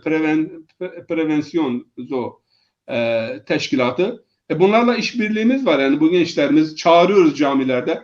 Gençlere çağırıyorduk. Yani bunlar gelip uyuşturucu hakkında malumat veriyorlar, bilgiler veriyor. Yeni uyuşturucu, gençler nasıl avlanıyor, gençler nasıl bu tuzaklara düşüyorlar. Siyasilerle yani her 2 ayda bir, 3 ayda bir her siyasi partinin İslam masasından sorumlu ve bazen onların merkezlerine gidip gençlerin suistimal edilmesi, fuhuşta kullanılması, şebekelerde kullanılması, hatta organ nakli ve bir sürü mesela velisiz Almanya'ya gelen Müslüman çocuk vardır. Haber yok. Yani bunları soruşturuyoruz. Ne oldu? Nereye gitti? Bunlar için bunlarla ilgilenmek için diyalog yapacaksın. Partilerle diyalog. Partiler bu konuda bazı partiler Müslümanlardan ve camilerden daha fazla hassasiyet gösteriyorlar. Daha fazla hassasiyet gösteriyorlar çünkü insan hayatı önemlidir. Yani insan hayatına, gencin hayatına ve geleceğine büyük önem atfediliyor. Cami sadece ibadet yeri değildi. Peygamberimiz zamanında ibadet yeri değildi. Ama uzun dönem sadece ibadet, ondan sonra namazını kıl. Hayır, sosyal faaliyet alanı olması lazım. Her alanda sosyal. Hatta bir insan eğer inanmıyorsa veya namaz ehli de dese gelsin bir görsün sosyal faaliyetleri. İlgi görsün, alaka görsün. El insanu abidul ihsan.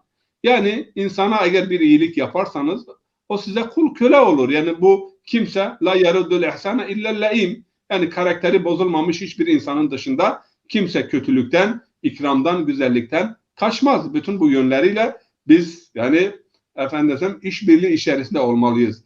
Yani bu teşrik-i mesai, cemaatler, hakikaten bunu söyleyeyim, cemaatler eski yapıları üzerinde ısrar etseler ve günlük ihtiyaçlara göre yani up to date olmazlarsa, ihtiyaçlara binaen formlar, çözümler üretmezlerse yeni yetişen gençlik, yeni yetişen nesil yani camilerin dışında örgütlenmelere, gruplara gider. Bazen de bu gruplar bu defa aşırı gruplar veya aşırı unsurlar tarafından yönlendiriliyor ki bu da bizim için İslam adına ciddi bir tehlike. İkinci bir husus da yani tavanda bir birleşmeye ve ilmi bir en önemli sıkıntımız Almanya'da, Avrupa'da Avrupa Müslümanlarını bağlayıcı bir ilmi otoritenin olmayışı.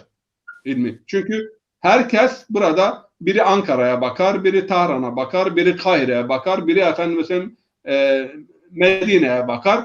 Yani orada gelen fetvalar da farklı olduğu için bir Alman mesela Müslüman bana bir üniversitede öğretim üyesiydi. Bir gün bir toplantıda şunu söyledi. Arkadaş, Tahran'da olsun, Kahire'de olsun veya Arabistan'da olsun fetva veren hocalarınız gelip Avrupa'da yaşadılar mı? Avrupa'nın şartlarını biliyorlar mı? Bir 2 sene, 3 sene, 4 sene buradaki ihtiyaçları biliyorlar mı? Çünkü zaman ve mekan şartları fetva ve içtihatlar üzerinde en müessir faktördür. Tamam. Yani Evet. zaman ve şartlarına göre fetvalar ve içtihatlar değişiyor. Oradan gelmemiş, Avrupa'yı uzaktan görmüş, belki hiç görmemiş ama Avrupa için fetva veriliyor ve o fetvalar burada ciddi sıkıntılar yaratabiliyor. Evet hocam.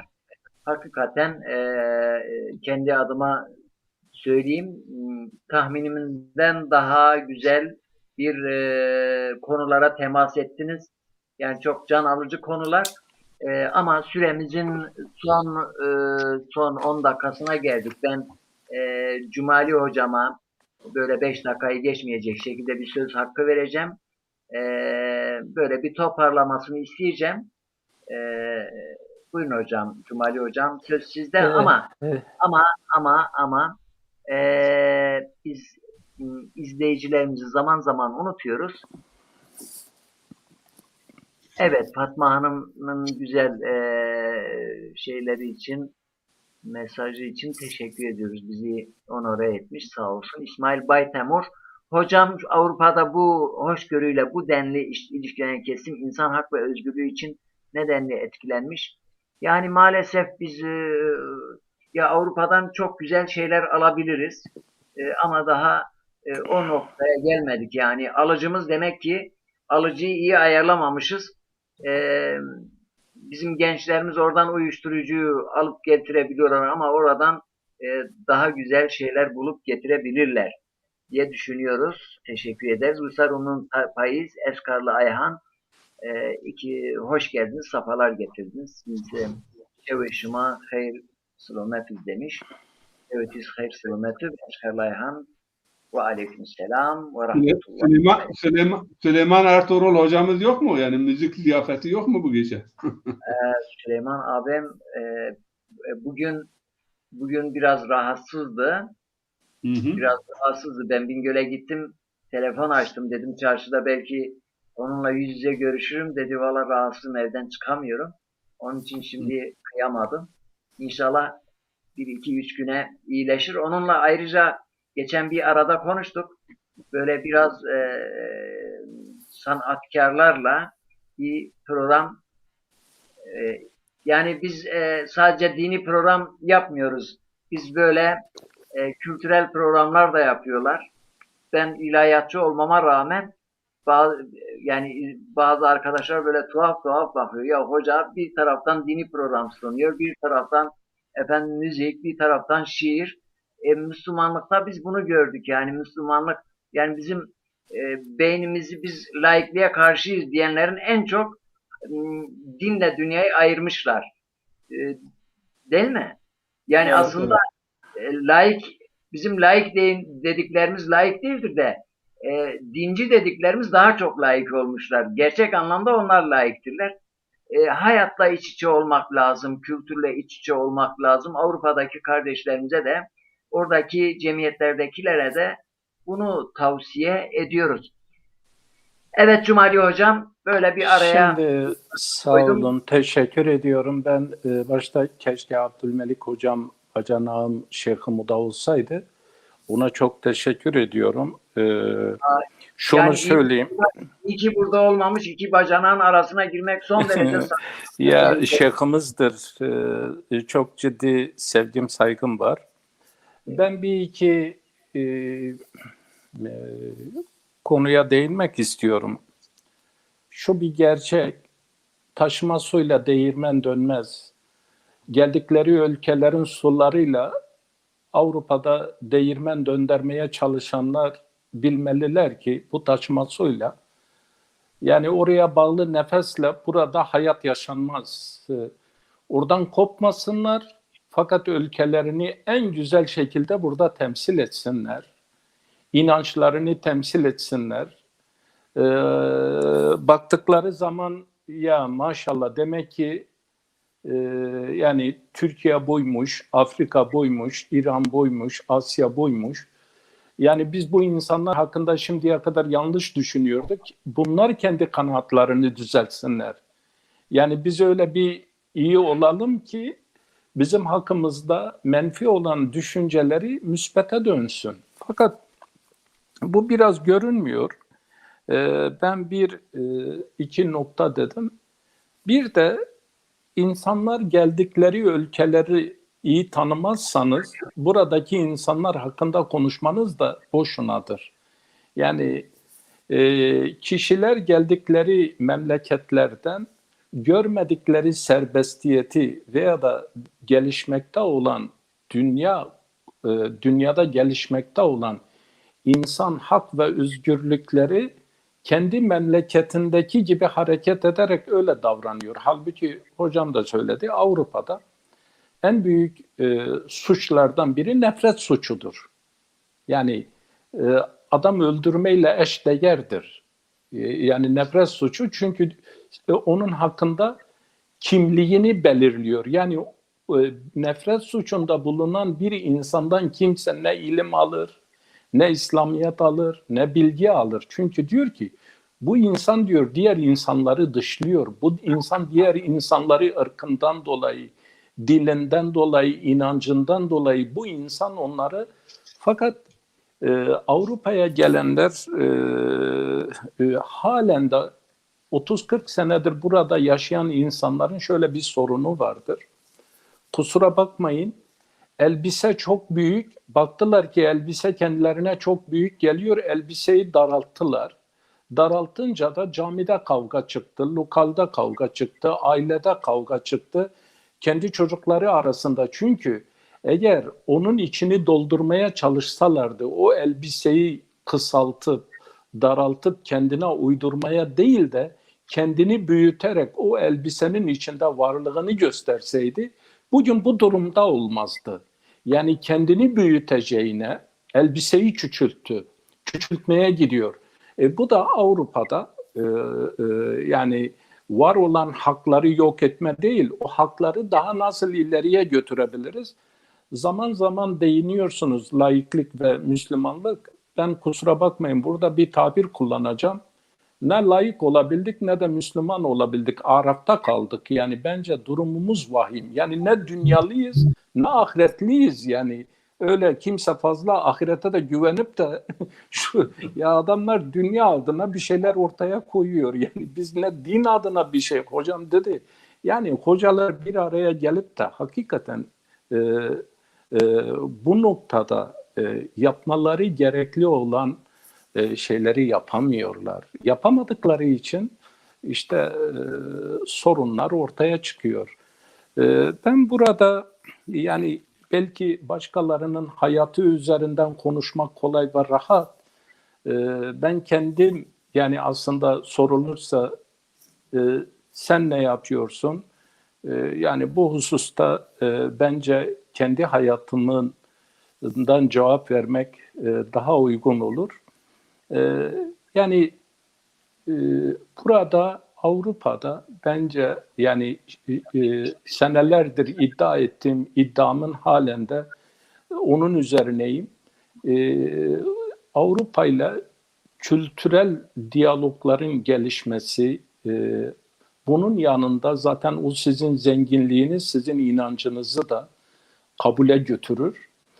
Bu insanların böyle hocam birkaç örnek verdi. Yani burada vefat eden biri işte Müslüman mezarlığı vardır. Oraya gidiyor. Orada defnediliyor. Hatta hastanelerde ben birkaç defa gittim. Yani böyle şeyde olan hakikaten oksijene bağlı yani şu anda kelime aklıma gelmiyor.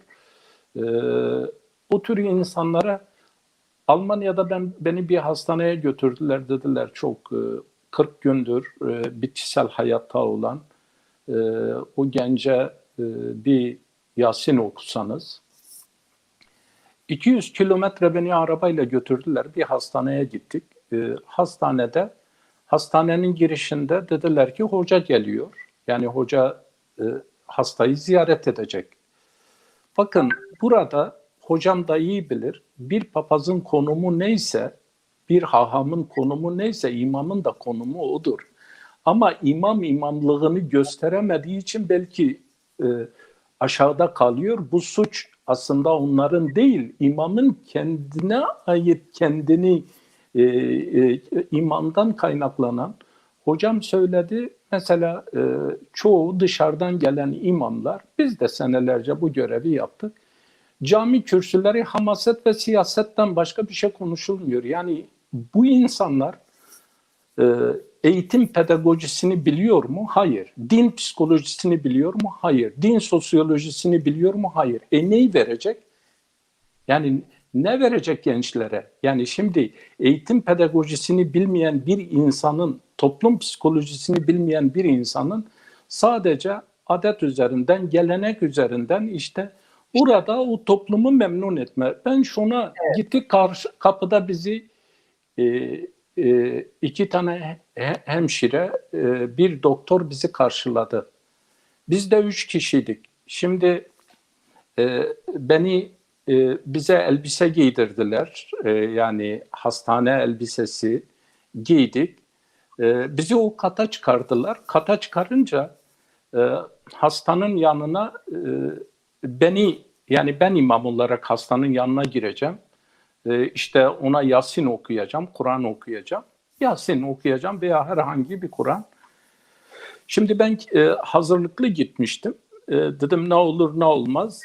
Yani küçük bir Kur'an'ı yanımda götürmüştüm.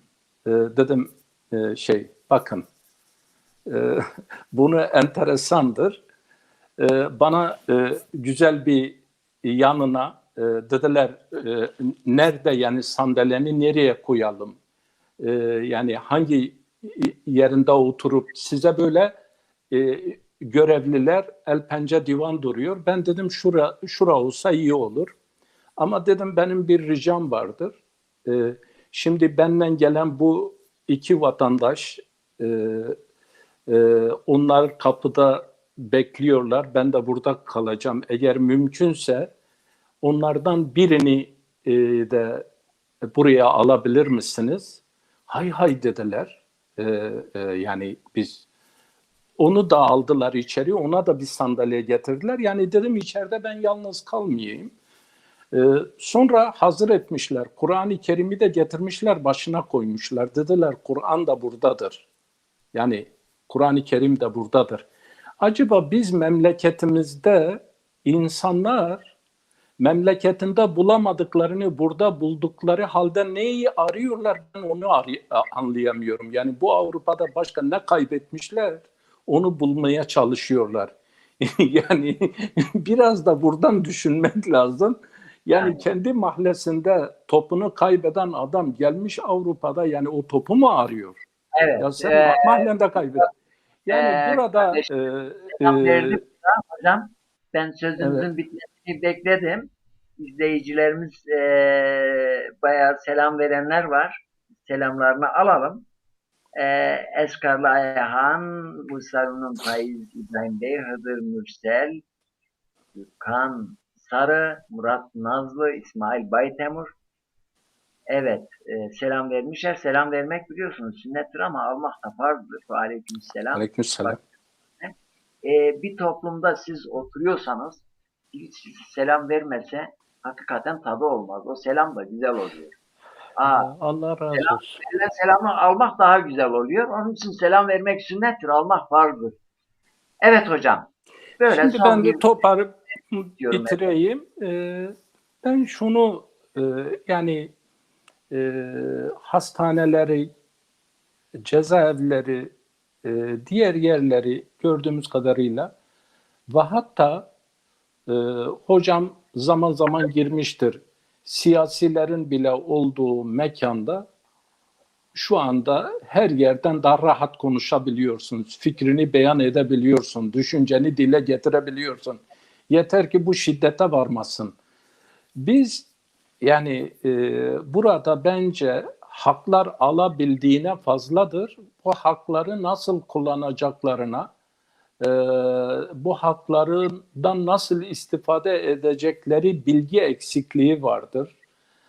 Bu hususta yani böyle insanlar yine de söylüyorum ne olursa olsun e, hamasetten uzak yani gerçeklerle yüzleşmek, temel esaslara inmek, sorunlarımızı 3-4 kalemde toplayabiliriz ve bu sorunlarımıza çözümleri de çok rahatlıkla bulabilecek durumdayız. Ama yeter ki biz bir kere bulunduğumuz yere aklımızla, ruhumuzla geri dönelim, orada bulunalım ve buna da aklımızla, mantığımızla karar verelim.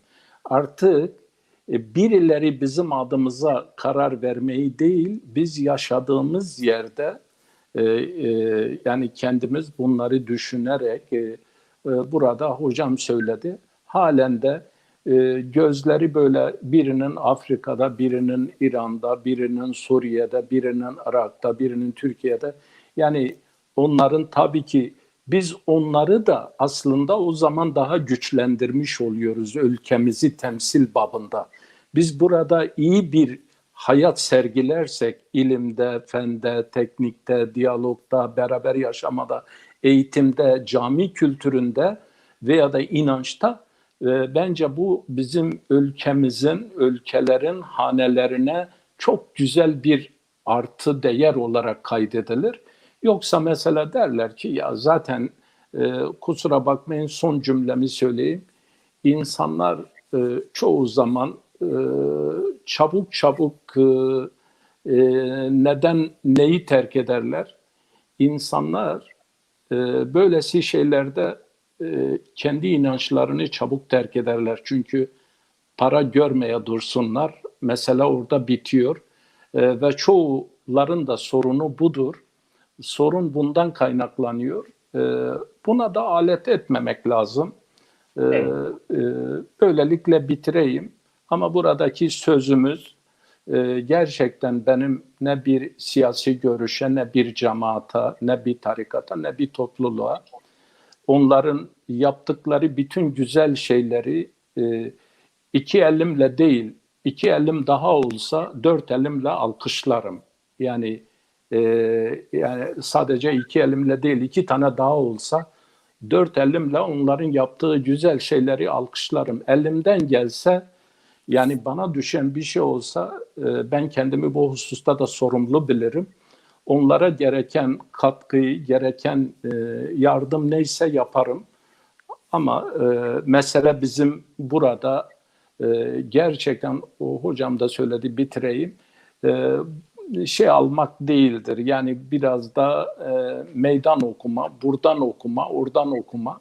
E, Onun için meydan okumaları bırakıp gerçeğe dönüp hakikatla buluşup yüzleşmek lazım.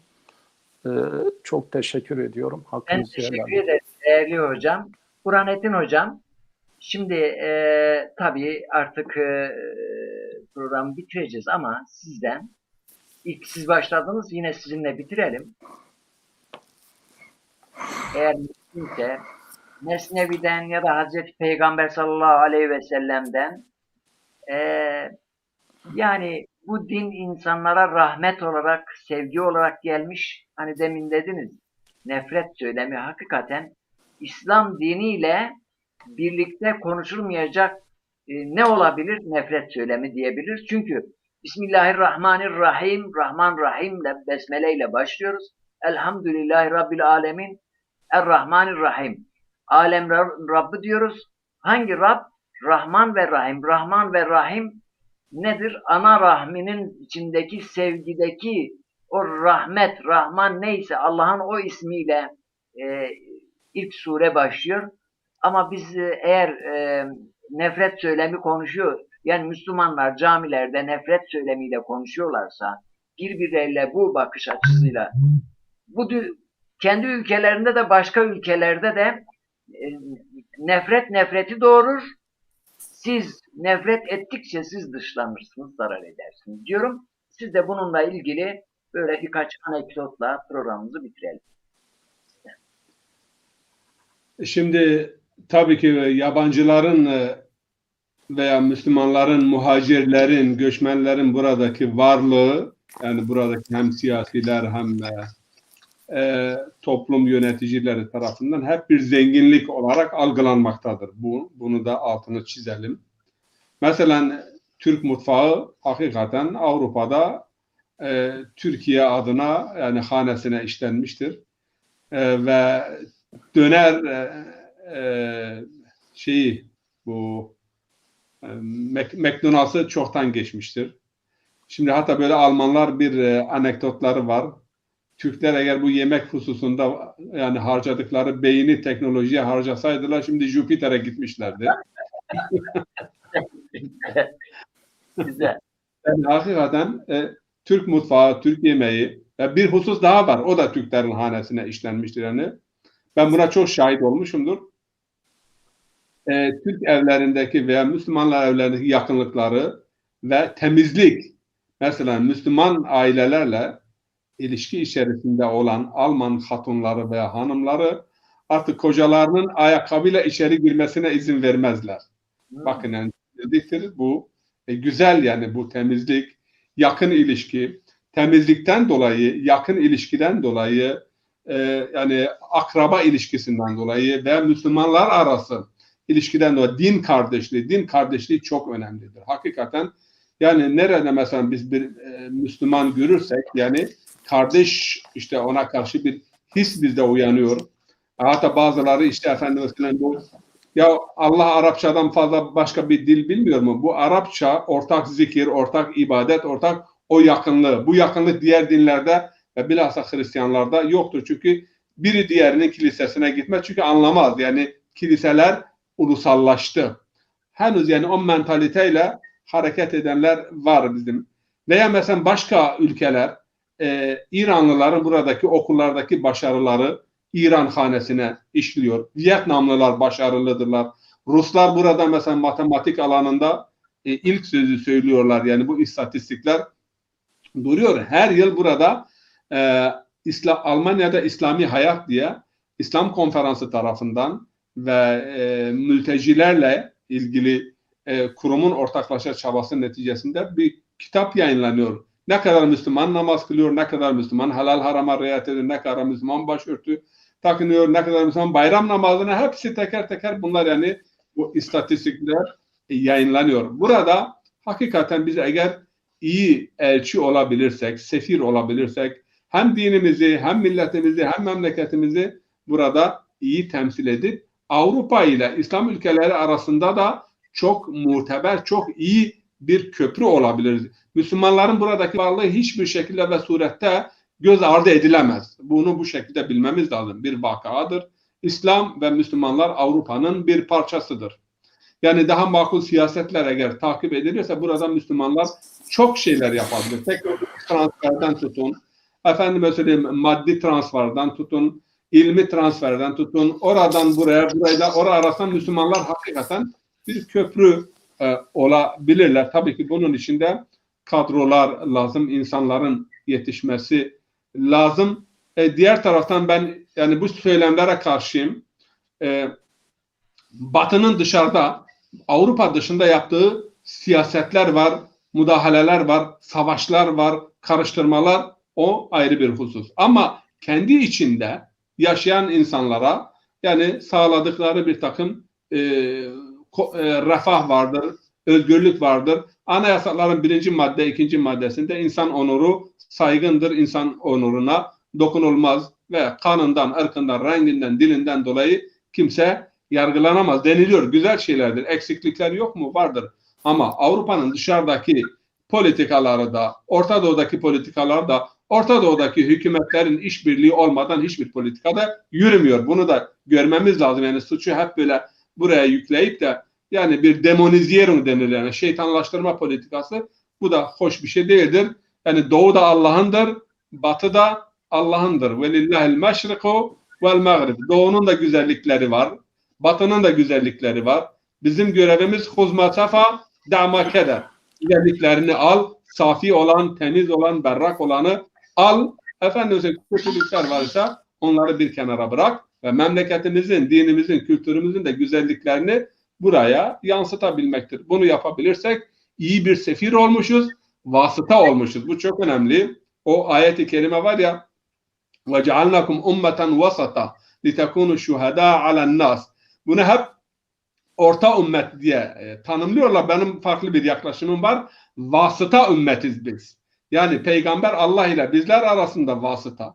Bizler de peygamber ile bu insanlar arasında vasıtayız. O vasıta görevini en mükemmel bir şekilde yerine getirdi. Acaba biz bir örneklik arz edip de vasıta olabilmeyi başardık mı, başarmadık mı? Tabii ki orta olma yönü de vardır. Buna vucuh denilir. Ama bu anlam da güzel bir anlam. Vasıta ümmet. İnşallah Yüce Mevla'dan görevimizi en mükemmel bir şekilde yani yapmakta bizleri başarılı kılmasını. Diğer taraftan din hakikaten bu sözüne çok iyi katılıyorum. Son dönemlerde ben baktım bazı ilmi çevrelerde hatta Kum kentinde önemli bir alim dedi ki birçok alim dedi bugün kendileri en büyük laiktirler. Çünkü hayatın can damarlarına dokunmuyorlar. Bitcoin nedir? Efendime söyleyeyim sigorta nedir? Oytonozi nedir? Bin bir çeşit yeni yani sorunlar oluşuyor. Muhtesat dediğimiz. Bunlara çözüm üretilmiyor. Hep kâle. Burada Şems-i Tebrizi'den bir şeyle o zikteli de eşitsin. Şems-i Tebrizi'den bir anekdotla bitireyim. Diyor ben hep toplumlara gidiyorum ve oturuyorum. Haddeseni fulan an fulan an fulan diyorlar. Ya birisi çıkıp da haddeseni kalbi an Rabbi diyemedi. Benim kalbim Rabbimden bana bunu söyledi. Hepinizi Allah'a emanet ediyorum. Bir cümle kullanayım. Çok teşekkür ediyorum. Gerçekten güzel ifade ettiniz böyle. Fakat burada bizim nefret söylemi dediğimiz böyle ben bir cümleyle açıklık getireyim. Avrupa'da yeni bir dini literatür geliştirilmediği müddetçe nefret söyleminden dili kurtarmak çok zor. Literatür çok önemli. Yani bunu belki de bu hususta ciddi kariyeri olan akademik insanların üzerinde kafa yorabileceği bir konudur. Bu dindeki din özgürlüğünü belli bir sahaya sınırlandırarak bazıları din adına da nefret söylemi öğrettiklerinin farkında değiller, geniş düşünemiyorlar. Yani Avrupa'ya, Orta Doğu'daki dili kullanamazsınız Avrupa'da. Kullandığınız zaman bu isterse kültüre ait olsun, isterse inanca ait olsun bu nefret söylemi oluşturuyor. Bunun üzerinde çok uzun uzadıya konuşabiliriz. Bu aslında böyle bir mesele değil. Onun için kürsülerden, hutbelerden böyle insanlar ben bir kelimeyi arz edeyim. Olup biten bazı ülkeler arasındaki şeylerde bence dini yaklaşımdan ziyade mazlumiyet ve mağduriyet üzerinden yaklaşırsak bu literatüre verdiğim en güzel bir örnektir. Burada birleştirici oluruz. A grubu da birleşir, D grubu da birleşir. Ama biz ideolojiler üzerinden ne o mağdurun derdine derman olabiliriz ne de ona yapılan zulme bir noktada onu kaldırmak için bir hareket etmiş oluyoruz. Bu ileride üzerinde düşünmemiz gereken ciddi bir konudur. Bu literatür mutlaka burada bu nefret söylemi göz önünde bulundurularak yeni bir literatürün oluşturulması lazım. Yani bu hususta ezberleri bozabilir bu. Birçok insan böyle düşünmüyordum. Aslında birçok şeyler düşünce olarak da gelenek olarak gelmiş. Yani yeniden hocamın dediği gibi Kum kentinde bazı hocaların öyle düşünmesi. Yani şu anda da biz bile kendi o düşüncelerimizi test ettiğimiz zaman ne kadar yüzde kaçlık bir puan alacakları bile rahatlıkla söylenebilir. Kusura bakmayın, iyi geceler diliyorum, saygılar sunuyorum, hürmetler ediyorum. Yani gönlü güzel, sözü güzel, özü güzel iki değerli hocamızla burada program yapmak çok güzeldir. Her zaman bu akşam bir başka güzeldi. Allah İzleyicilerimiz razı olsun. hasbihal ettik. Lerimize Selam çok teşekkür selam ederim. aldık.